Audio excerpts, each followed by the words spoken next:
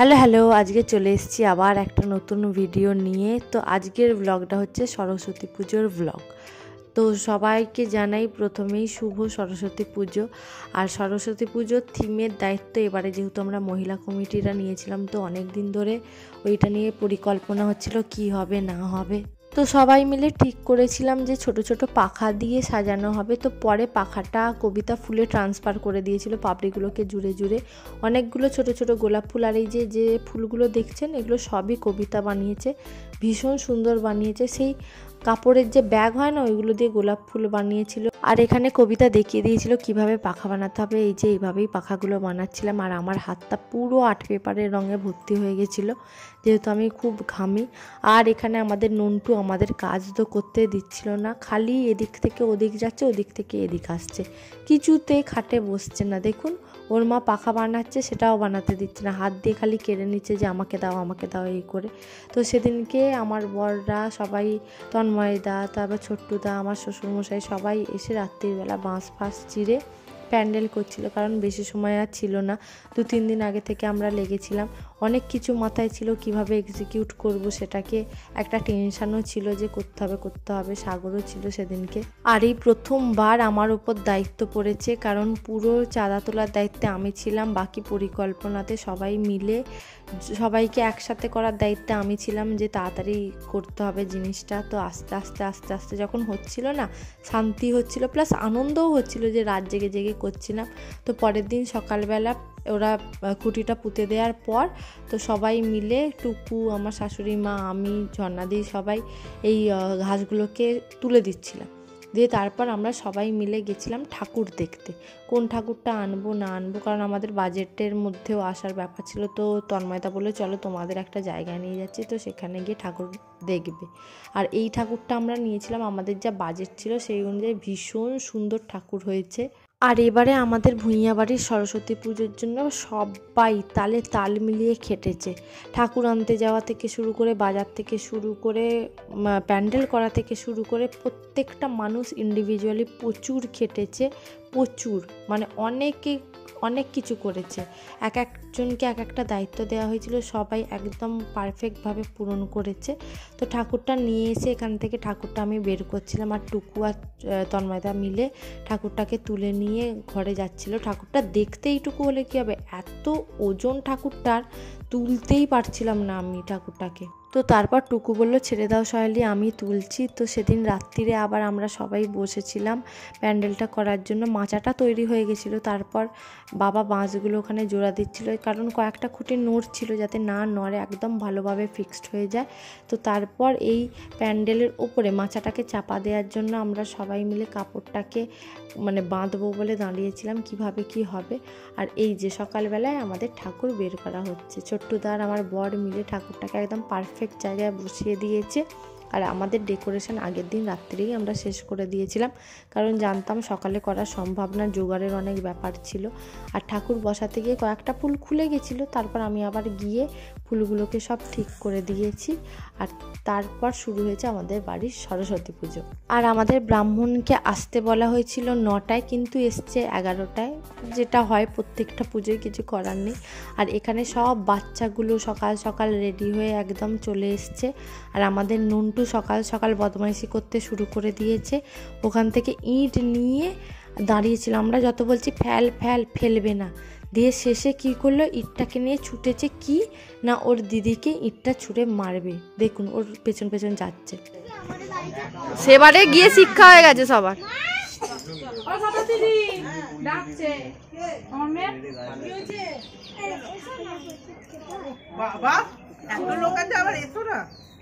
নন্টুটা কই গেল?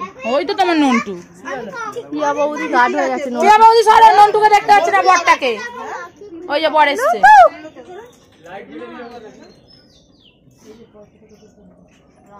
চল পরে লাগিয়ে দেবো। ভুলে গেলেও এই যে সব পড়ে যাচ্ছে মশলা সব ভাবনা আসার জন্য রান্না নিতে কথা পুষ্পাঞ্জলি দিয়ে খেয়ে ফেলেছে।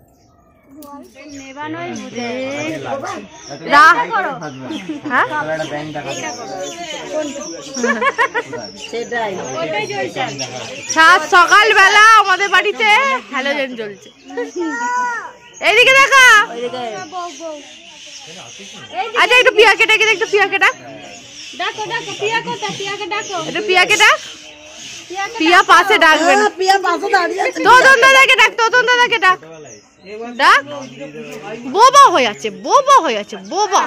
খেতে পারবে, পরে রান্না করে খেতে পারবে। ঠিক আছে।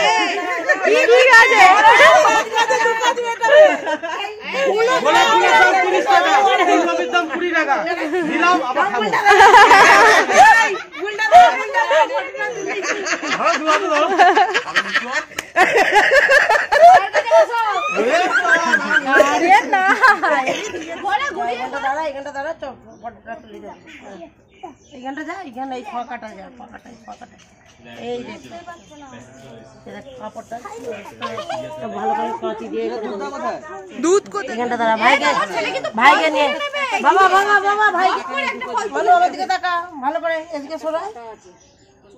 আর দেখলেন তন্ময়দা কীরকম টুকুকে ফুলকপি দিয়ে প্রপোজ করেছে। তন্ময়দার কথাটা যুক্তি আছে, ঠিক কথা বলছে। গোলাপ ফুলের দাম 30 টাকা আর ফুলকপির দাম 20 টাকা। তো ফুলকপি নিয়ে এসেছি, প্রপোজও করলাম, এবার খাবো। আমার দুটো কাজই মিটে গেল। আর আমরা এত হেসেছি দেখে, আমরা সবাই মিলে বলছিলাম সত্যি তন্ময়দা তুমি পারো, তোমার মাথায় বুদ্ধি আছে, মানে একদম জুগাড়ু যাকে বলে সেটা হচ্ছে তুমি।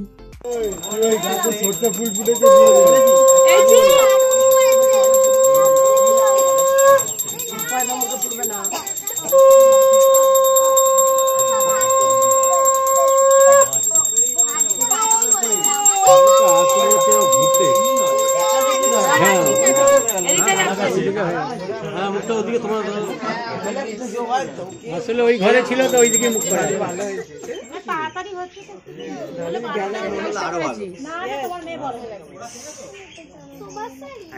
আজ টুকু ম্যাচিং করে এবারে পরেনি, আগের বছর ম্যাচিং করে পড়েছি। আগেরবার ঘুরতে গেছিলাম না, কাপড়টা বের করলেই হতো, ম্যাচিং কাপড় আছে। ওটা তো সেই একসাথে কম্বো কিনেছিল, তো কিনেছিলাম। ওই দেখ আরেকজন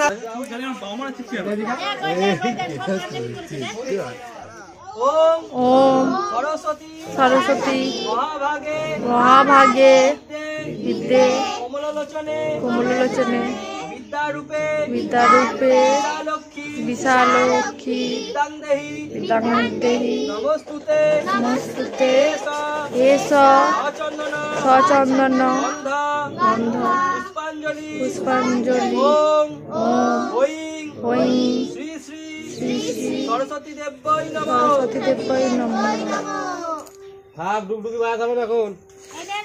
দিয়ে পুষ্পাঞ্জলি দেওয়ার পর একটুখানি তাঁত নিয়ে আমি চলে গেছিলাম মামার বাড়ি, কারণ আমার মাইমা নেমন্তন্ন করেছিল যে ওই বাড়িতে এবারে প্রথম সরস্বতী পুজো হচ্ছে, তুই আর রাজা আসবি। যেহেতু আমার বর অফিস গেছিলো তো বর যায়নি, আমি একাই গেছিলাম। আর এবারে কি মনে হলো যে অনেক দিন আমি ছোটোবেলাকার স্কুলে যাইনি, সরস্বতী পুজোয় আমাদের স্কুলে অনেক লোকজন থাকে তো যাব। তো মাইমাকে বললাম যে মাইমা বোনের নেমন্তন্ন আছে, বললো হ্যাঁ, কারণ যেহেতু সেদিনকে খাওয়ায়। তো বললো তুই যাবি? আমি বললাম হ্যাঁ তাহলে চলো, অনেক দিন যাওয়া হয়নি। তো বাবা নিতে এসেছিলো, বাবা আবার স্কুলে দিতে গেল। আর এই হচ্ছে সেই স্কুল যেখানে আমি আমার ছোটোবেলার 4টে বছর কাটিয়েছি। আর এই স্কুলটা আগে একদমই এরকম ছিল।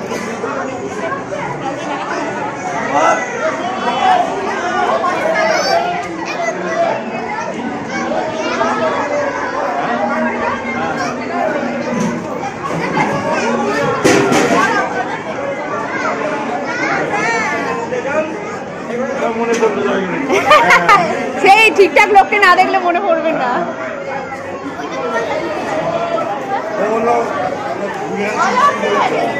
আপনার শরীর ঠিক আছে স্যার? আপনার তো একের পর এক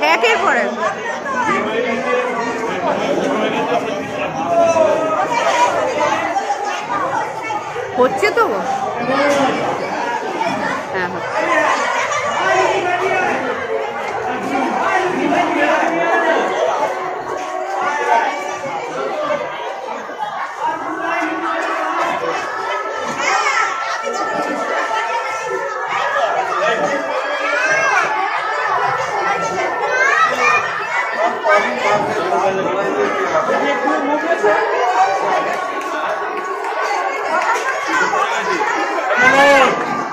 করতে বলছে, কিছু সব করছে।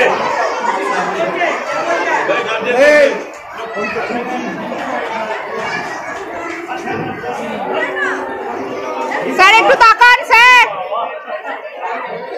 লুচি কি নরম? লুচি নরম না শক্ত? এই বাবু যা মনে মা বাবু যা, তুই যা যা না। হ্যাঁ যা, মনে দাঁড়া।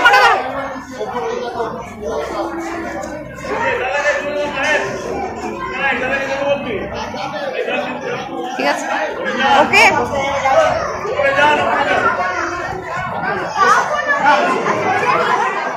মিষ্টি খেতে বেশি সময় লাগবে না। বাবাই টাকা বাবা। আর ইনি হচ্ছেন আমাদের স্কুলের প্রতিষ্ঠাতা, আনন্দমার্গ স্কুলের। আর আমাদের স্কুলে না কোনো ঠাকুর নিয়ে আসে না, ওই প্রতিষ্ঠাতাকেই পুজো করা হয়। আর এই হচ্ছে সেই রুমটা, যদি এখন 3 তলা হয়ে গেছে, আগে স্কুল এরকম মোটেই ছিল না, আমরা মাটির ঘরে পড়েছি। এতদিন পর ক্লাসরুমে এসে না একটা আলাদাই নস্টালজিয়া কাজ করছিল, মানে এত স্যারের সাথে দেখা, মানে আলাদাই অনুভূতি। দিয়ে স্কুল থেকে বেরিয়ে দেখি এখানে একটা ভীষণ সুন্দর সরস্বতী করেছে, অনেকটা বড়। দিয়ে তারপর মাইমার সাথে মামার বাড়ি চলে এসেছিলাম। আর এটা হচ্ছে আমাদের মামার বাড়ির সরস্বতী ঠাকুর।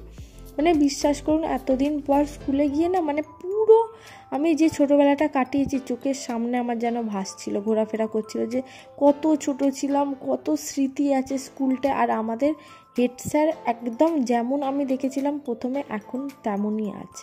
এখানে গল্প টল্প করে আবার চলে এসেছিলাম শ্বশুরবাড়ি।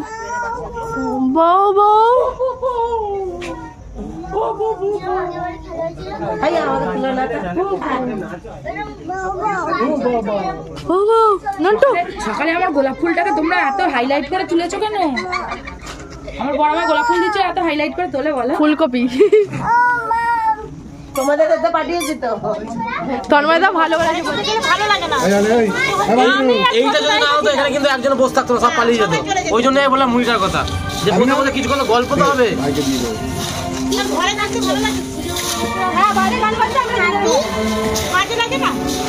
ওই জন্য বললাম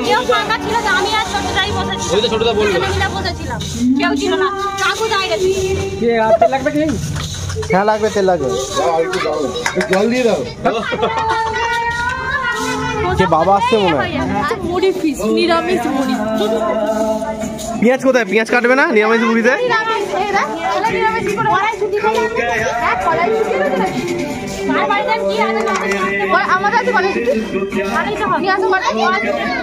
সবাই এদিকে দেখাও। আমি তো প্রথম ভাবছিলাম ওই একই করে বলছি। অনন্টু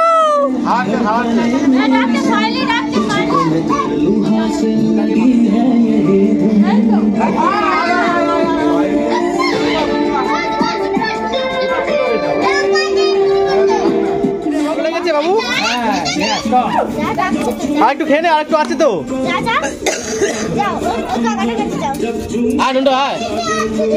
ওকে কখন থেকে ডাকছি? তো এইভাবেই হেসে খেলে পুরনো স্মৃতি চারণ করে কেটেছিল সরস্বতী পুজোটা। আজকের ভিডিওটা এইটুকুই। যদি কিছু ভালো লেগে থাকে please do like, share and subscribe my channel. দেখা হচ্ছে অন্য একটা ভিডিও। টাটা।